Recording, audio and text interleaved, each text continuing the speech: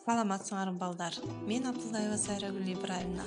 Бүгүн биз силер менен кыргыз тил сабагын өтөбүз. Тема ата тооштун жана зата тооштун жакталышы. Сабактын максаты.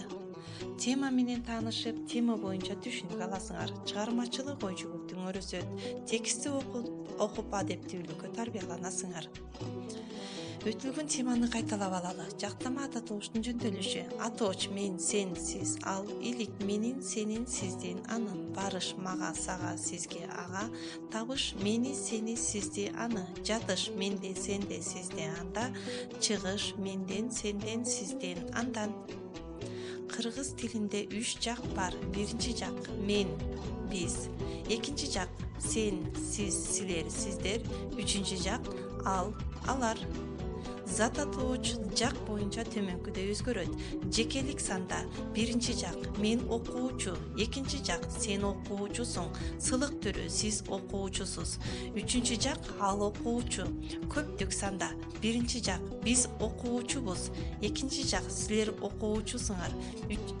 Сылык түрү сиздер окуучусуздар. Үчүнчү жак алар окуучулар.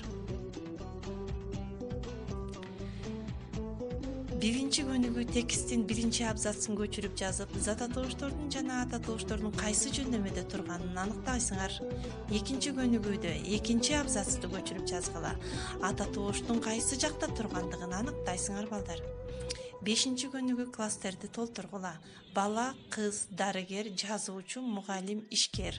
Мисалы, мен баламын, мен кызмын, мен дарыгермин, мен жазуучумун, мен мугалиммин, мен ишкермин. Жана ошондой эле сен жана алды класстерди түзүп толтурасыңар.